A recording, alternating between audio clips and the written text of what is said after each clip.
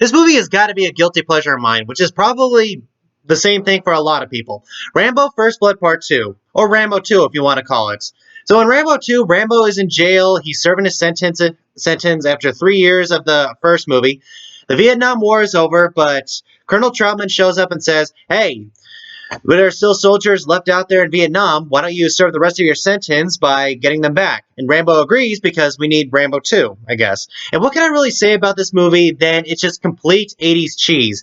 Because there's not a lot really binding this movie other than the action that is involved in this movie. And the action, I gotta say, I really did enjoy at this movie. But this movie does lack in a lot of stuff. It's like the studio said, all right, we're going to make a sequel for First Blood. What do we need?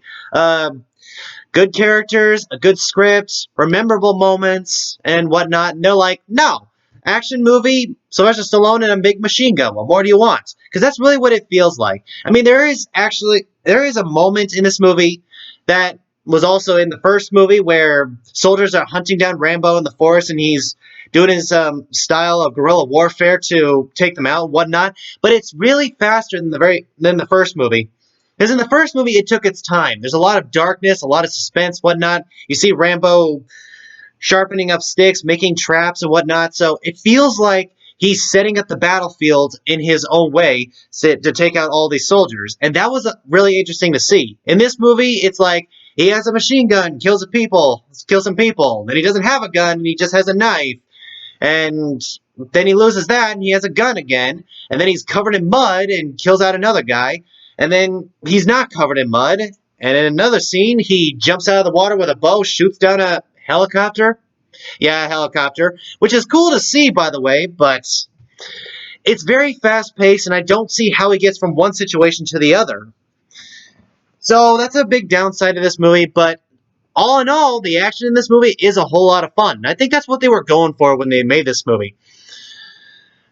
Because 80s action movies kind of work out the same way. And I think the reason why these movies are kind of like this is because Sylvester Stallone and Arnold Schwarzenegger at the time were the biggest action stars, and they were in competition with each other to be in the most action movies. So basically, they didn't care exactly what script they got. They just took the script and it said, action movie, they're going to take it.